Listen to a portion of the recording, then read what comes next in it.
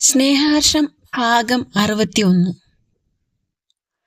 പിന്നെ ഞാൻ ജീവിച്ചിരിപ്പുണ്ടെന്ന് അറിഞ്ഞത് എപ്പോഴാ? എങ്ങനാ അതറിഞ്ഞത്? സ്നേഹ ആകാംക്ഷയോടെ ചോദിച്ചു. അത് മറ്റൊരു കഥയാണ്. വല്യപ്പ നാണക്കേട് കാരണം ആച്ചി ആന്റിയുടെ വീട്ടിൽ കൊണ്ടാക്കിയ കാര്യം ഞാൻ നേരത്തെ പറഞ്ഞിരുന്നല്ലോ. അവിടെ അടുത്തുള്ള ചെറിയൊരു ക്ലിനിക്കിൽ തന്നെയാണ് ആച്ചിയുടെ പ്രസവം നടന്നത്.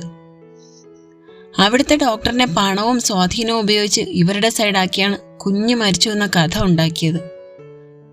മരിച്ച കുഞ്ഞിന്റെ ശരീരം ആരെയും കാണിക്കുകയോ ഇങ്ങോട്ട് കൊണ്ടുവരികയോ ഒന്നും ചെയ്യാത്തത് നാണക്കേട് കാരണമാണെന്ന് ഇവിടെ എല്ലാവരെയും വല്യപ്പ പറഞ്ഞു വിശ്വസിപ്പിച്ചു. വർഷങ്ങൾക്ക് ശേഷം മരണക്കിടക്കെ പോലും വല്യപ്പ ആ സത്യം ആരോടും പറഞ്ഞില്ല. വർഷങ്ങൾ കൂടെ ജീവിച്ച് ആ മനുഷ്യന്റെ 4 മക്കളെ പ്രസവിച്ച് പോറ്റി ഭർത്താവിന്റെ മുൻചുണ്ടിയും എന്തിനേറെ ദേഹോപദ്രവം വരെ സഹിച്ച ആ പാവം വാമുവിനോട് പോലും മരണം വരെ അയാൾ ആ സത്യം മറച്ചു വെച്ചു. എന്നാൽ വല്യപ്പയുടെ അത്രയും ദുഷ്ടനായിരുന്നില്ല സുലേഖാന്റിയുടെ ഭർത്താവ്. അവരുടെ വീട്ടിലാണ് ആച്ചി നിന്നതെങ്കിലും ആന്റിക്കും കുഞ്ഞു ജീവനോടുണ്ടെന്ന് അറിയില്ലായിരുന്നു. പക്ഷെ അങ്കിളിനെ അറിയായിരുന്നു കേട്ടോ. അങ്കിളിന്റെ കയ്യിലാണ് ദൂരെ എവിടെയെങ്കിലും കൊണ്ടുപോയി ഉപേക്ഷിച്ച് കളയാൻ ഒരു ദാക്ഷിണ്യം ഇല്ലാതെ വല്യപ്പ ആ പൊടിക്കുഞ്ഞിനെ കൊടുത്തുവിട്ടത്. അങ്കിള് കുഞ്ഞിനെ തെരുവിൽ ഉപേക്ഷിക്കാൻ മടിച്ച് കുറച്ചകലെയുള്ള അനാഥാലയത്തിന്റെ വാതിൽക്കൽ വെച്ചിട്ട് പോന്നു. അത് ഞങ്ങൾ അറിയുന്നത് അങ്കിള് സുഖമില്ലാതെ കിടപ്പിലാകുമ്പോഴാ. ചെയ്ത തെറ്റ് ഭാര്യയുടെ അങ്കിൾ ഏറ്റു പറഞ്ഞു. കുഞ്ഞിനെ ഉപേക്ഷിച്ചത് അനാഥാലയത്തിന് മുന്നിലാണെന്നു. പക്ഷെ അയാൾക്ക് കൃത്യമായ ഓർമ്മ ഉണ്ടായിരുന്നില്ല. ആന്റി കേട്ട പാതി കേൾക്കാത്ത പാതി ഓടി ഇവിടെ വന്ന് കാര്യം പറഞ്ഞു. അന്ന് ആച്ചി തളർന്നു വീണതാണ്. പിന്നെ ഒരു വാശി പോലെ ആരോടും മിണ്ടാറില്ലായിരുന്നു. ഭക്ഷണം തന്നെ എപ്പോഴേലും ഇത്തിരി കഴിച്ചാലായി. അതും ഇല്ലാതെ വരുന്ന സമയങ്ങളിലാണ് ഈ ഡ്രിപ്പ് ഇടേണ്ടി വരാറുണ്ടായിരുന്നത്. സ്നേഹതീരം ആദ്യം ഉണ്ടായിരുന്ന സ്ഥലത്തുനിന്ന് ഇങ്ങോട്ട് മാറ്റിയതും നിന്നിലേക്ക് എത്താൻ ഞങ്ങൾക്ക് തടസ്സമായ വലിയൊരു ഘടകമായിരുന്നിട്ടുണ്ടാവും. നീ ജീവിച്ചിരിപ്പുണ്ടെന്ന് അറിഞ്ഞ് അന്ന് മുതൽ സാധ്യമായ സ്ഥലങ്ങളിലെല്ലാം നിന്നെ തേടുന്നുണ്ടായിരുന്നു ഇവിടെ എല്ലാവരും.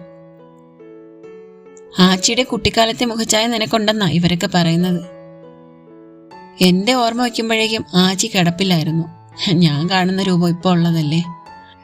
അതുകൊണ്ടാവും എനിക്ക് നിന്നെ തിരിച്ചറിയാൻ കഴിയാതെ പോയത്. അതുമല്ല, ഇവിടെ ഇത്ര അടുത്ത് നീ ഉണ്ടാവുമെന്ന് ഇവിടെ ആരും സ്വപ്നത്തിൽ പോലും വിചാരിച്ചിട്ടുണ്ടാവില്ല.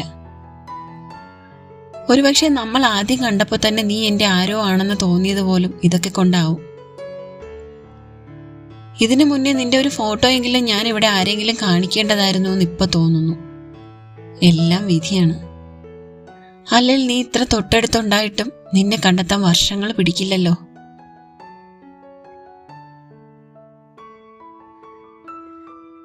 സ്നേഹ ഒരു മറുപടിയും പറയാനില്ലാതെ ഒരു വലിയ മൗനത്തിലാണ്ട് പോയതുപോലെ ഇരുന്നു. അവൻ പറഞ്ഞതിൽ പലതും അവളുടെ ചിന്തകൾക്ക് കൂടി ഉൾക്കൊള്ളാനാവാത്തതായിരുന്നു. ഓരോ മനുഷ്യരും ഏതെല്ലാം തരത്തിലാണ് ജീവിതത്തെ നോക്കിക്കാണുന്നതെന്നാണ്. ചിലര് പ്രണയത്തിന് വേണ്ടി ജീവിക്കുന്നു. ചിലര് സകല സന്തോഷങ്ങളും മക്കൾക്ക് വേണ്ടി ബലികഴിച്ച് ജീവിക്കുന്നു. ചിലര് ദുരഭിമാനം കാത്തു സൂക്ഷിക്കാൻ മാത്രം ജീവിക്കുന്നു. ചിലര് സ്വന്തം താല്പര്യങ്ങളെ മറ്റുള്ളവരിൽ അടിച്ചേൽപ്പിക്കാൻ വേണ്ടി മാത്രം ജീവിക്കുന്നു. ജാതി, മതം, വർണ്ണം, വർഗം, അങ്ങനെ എന്തിനൊക്കെയോ വേണ്ടി ജീവിക്കുന്ന മനുഷ്യർ. ഇതിലെവിടെ സ്നേഹവും മനുഷ്യമൂല്യങ്ങളും? ചിന്തയിലാണ്ടിരിക്കുന്ന സ്നേഹയെ അല്പനേരം നോക്കിയിരുന്ന ശേഷം അവൻ പതിഞ്ഞ ശബ്ദത്തിൽ ചോദിച്ചു. ഡീ, നിനക്കെന്റെ ആച്ചിയോട് ക്ഷമിച്ചൂടെടി? ഇപ്പോഴും നിനക്ക് ദേഷ്യവും പിണക്കവും ആണോ? ആച്ചി ഒരു തെറ്റും ചെയ്തിട്ടില്ല. എല്ലാരും ആച്ചിയോടാ തെറ്റ് ചെയ്തത്. അവന്റെ നിറമിഴികളിലേക്ക് നോക്കിയിരുന്ന ശേഷം ഒന്നും പറയാതെ അവൾ എണീറ്റ് തിരിഞ്ഞു നടന്നു. അവൾ പോകുന്നത് നോക്കി ഇനി എന്ത് എന്നറിയാത്ത ഭാവത്തിൽ അവനിരുന്നു. പാച്ചുവിനോട് പറയാനുള്ള ഉത്തരം സ്വയം അറിയാത്തത് കൊണ്ട് അവിടെ എണീറ്റ് പോന്നെങ്കിലും അവൾക്ക് അകത്തേക്ക് പോകാൻ തോന്നിയില്ല. അവൾ ഗാർഡനിലെ ചാരുബെഞ്ചിൽ പോയിരുന്ന് വിടർന്നു നിൽക്കുന്ന പൂക്കളെ നോക്കി. മനസ്സിൽ യാതൊരു ചിന്തകൾക്കും ഇടം കൊടുക്കരുതെന്നുണ്ടായിരുന്നെങ്കിലും അവ തിക്കിത്തിരക്കി കയറി വന്ന് അവൾക്ക് മുന്നിൽ നിന്നു. ഒപ്പം ഇപ്പോഴും ഉത്തരം കിട്ടാത്ത കുറേയേറെ ചോദ്യങ്ങൾ അവളുടെ മനസ്സിനെ അലട്ടിക്കൊണ്ടുവരുന്നു. എന്താടോ താൻ ഇവിടെ വന്നിങ്ങനെ ഒറ്റയ്ക്കിരിക്കുന്നത്? ഇവിടെ ഇരുന്ന് സുഖസുന്ദരമായ പകൽക്കിനാവ് കാണാൻ കമ്പനിക്ക് ആള് വേണോ? ചോദ്യം കേട്ട് നോക്കുമ്പോൾ അവൾക്കടുത്തായി ഫാസിജ ചിരിയോടെ ഇരിക്കുന്നു. ഇത്ത എപ്പോ വന്നു? ഞാൻ അറിഞ്ഞേയില്ലല്ലോ, അവൾ അത്ഭുതത്തോടെ ചോദിച്ചു. ഞാൻ കുറച്ചു നേരമായി വന്നിട്ട്. താൻ ഭയങ്കര ആലോചനയിലായിരുന്നു. കുറച്ച് വെയിറ്റ് ചെയ്ത് നോക്കി. എവിടെ? താൻ ഇവിടെങ്ങും അല്ലെന്ന് മാത്രമല്ല, ഈ അടുത്തൊന്നും ഇങ്ങോട്ട് തിരികെ വരാൻ ഉദ്ദേശമില്ലെന്നും തോന്നി. അതാ ഞാൻ വിളിച്ചുണർത്തിയത്. ഫാസിജ കളിയാക്കും പോലെ പറഞ്ഞത് കേട്ട് സ്നേഹ ഒരു ചിരി വരുത്തി. ഞാൻ വെറുതെ ഇങ്ങനെ ഓരോന്നോർത്ത്. അവൾ വാക്കുകൾക്കായി പരതി. ഞാൻ ചുമ്മാ പറഞ്ഞതാടോ, താനിനി അതോർത്ത് ഇവിടെ ഇരുന്ന് ഇങ്ങനെ തപ്പിത്തടയണ്ട, അവൾ സ്നേഹയുടെ തോളിൽ തട്ടിക്കൊണ്ട് പറഞ്ഞു. ഇത്തവണ സ്നേഹ അവളെ നോക്കി ഒരു ചമ്മിയ ചിരി പാസാക്കി. എന്നാലും എന്റെ സ്നേഹ കൊച്ചേ, നീയും മാഷും തമ്മിൽ ഇങ്ങനെ ഒരു അന്തർധാര ഉണ്ടായിരുന്നത് ഞങ്ങൾ ആരും അറിഞ്ഞില്ലല്ലോ എന്ന് അവൾ അതിശയോക്തി കലർത്തി ചോദിച്ചു. അയ്യോ, ആ സമയത്ത് ഞങ്ങൾക്ക് പോലും പരസ്പരം ഇതൊന്നും അറിയില്ലായിരുന്നു. പിന്നെ എങ്ങനെയാ മറ്റുള്ളവരറിയുന്നത്? സ്നേഹ വെപ്രാളത്തോടെ ചോദിച്ചു. അതും ശരിയാണല്ലോ. ഹോ, മാഷിന്റെ പിന്നാലെ എത്ര പെമ്പിള്ളേരെ നടന്നതാ. എന്നിട്ടും ഒടുവില് ഈ ഞാൻ പോലും അതിലൊരാളാ. അവളുടെ പറച്ചിൽ കേട്ട് സ്നേഹ അന്തം വിട്ട് അവളെ നോക്കി. ഇത് കേട്ടിട്ട് നീ എന്നെ ശത്രുവായിട്ടൊന്നും കാണണ്ട കേട്ടോ. അതൊക്കെ ഇപ്പൊ എന്റെ എല്ലാ അമീർ തന്നെയാ. അവളുടെ സംസാരം കേട്ട് സ്നേഹ ചിരിച്ചുപോയി. പിന്നെയും ഫാസിജ ഒരുപാട് കാര്യങ്ങൾ അവളോട് ചോദിക്കുകയും പറയുകയും ചെയ്തുകൊണ്ടിരുന്നു. അവരുടെ പഴയ കോളേജ് ലൈഫ് മുതൽ ഇങ്ങോട്ട് എല്ലായിടത്തും അവർ വീണ്ടും പോയി വന്നു.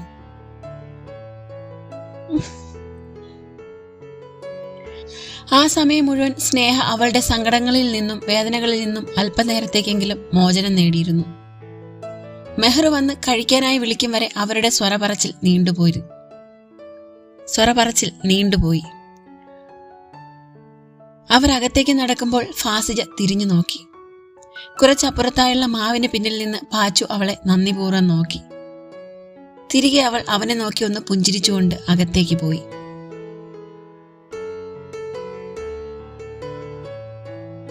ഹർഷ് കാറിനുള്ളിൽ നിന്നിറങ്ങി ഡോർ ലോക്ക് ചെയ്ത ശേഷം കീ വിരലിലിട്ട് കറക്കിക്കൊണ്ട് അകത്തേക്ക് കയറാൻ തുടങ്ങുമ്പോഴാണ് മുറ്റത്തേക്ക് ഒരു കാർ പാഞ്ഞു വന്ന് നിന്നത്.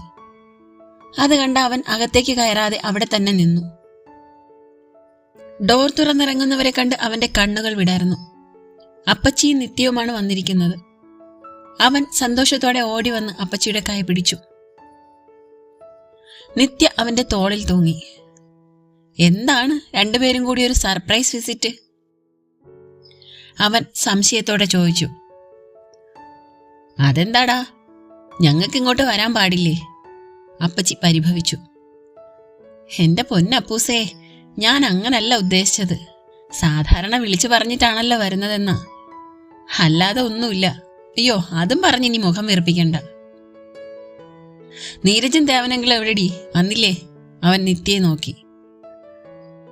ഇല്ല അച്ചുവേട്ടാ, ഇതിപ്പോ അമ്മയ്ക്കിവിടെ എല്ലാരെയും കാണണമെന്നും പറഞ്ഞ് ബഹളം വെച്ചതുകൊണ്ട് ഞങ്ങൾ ആദ്യമേ പോകുന്നതാ.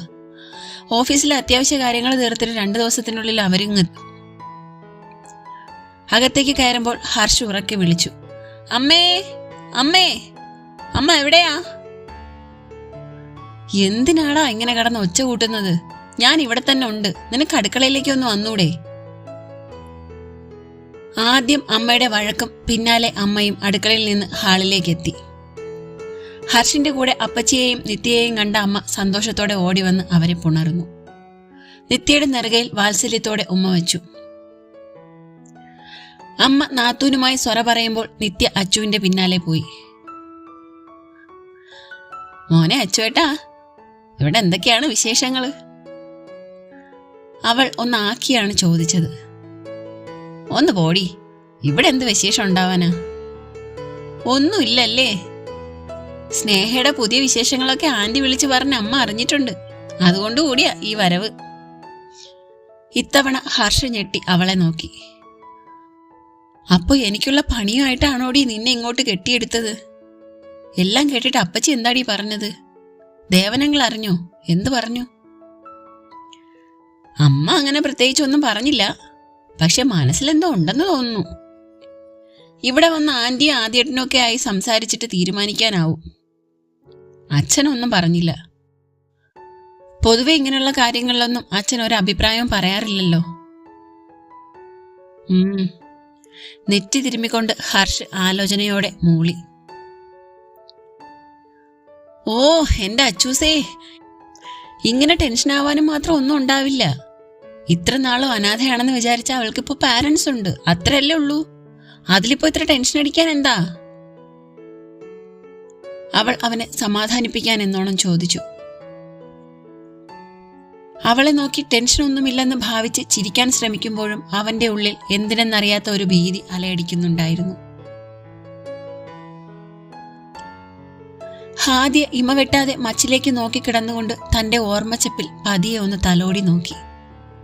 ഒരു പൊടി പോലും പറ്റാതെ, നിറങ്ങളൊന്നും നഷ്ടമാകാതെ, ഒരു കോട്ടവും തട്ടാതെ ഇപ്പോഴും വർണ്ണത്തുവരിൽ പൊതിഞ്ഞ് സൂക്ഷിച്ചു വെച്ചിട്ടുണ്ട് എല്ലാം. ദിയു, എനിക്ക് നിന്നെ കാണണമെന്ന് തോന്നുന്നു. നനഞ്ഞൊരു ശബ്ദം കാതുകളിൽ അലയടിക്കുന്നു. ആ ഓർമ്മയിൽ അവരുടെ ചുണ്ടിൽ ഒരു പുഞ്ചിരി വിരിഞ്ഞു. അപ്പോഴാണ് ഡോർ തുറന്ന് ആരോ അകത്തേക്ക് വരുന്ന ശബ്ദം കേട്ടത്. അവർ തലതിരിച്ചു നോക്കി. കയ്യിൽ വൈകുന്നേരത്തെ ജ്യൂസുമായി സ്നേഹ നടന്നു വരുന്നു. അവളെ കണ്ടപ്പോൾ അവരുടെ മുഖം കൂടുതൽ പ്രകാശമാനമായി. തുടരും. ബാക്കിയായിട്ട് നാളെ കാണാട്ടോ. നാളെ ഇതേ സമയം. എല്ലാവരുടെയും അഭിപ്രായങ്ങൾ കമന്റ് ബോക്സിൽ രേഖപ്പെടുത്തണേ, മറക്കണ്ട കേട്ടോ.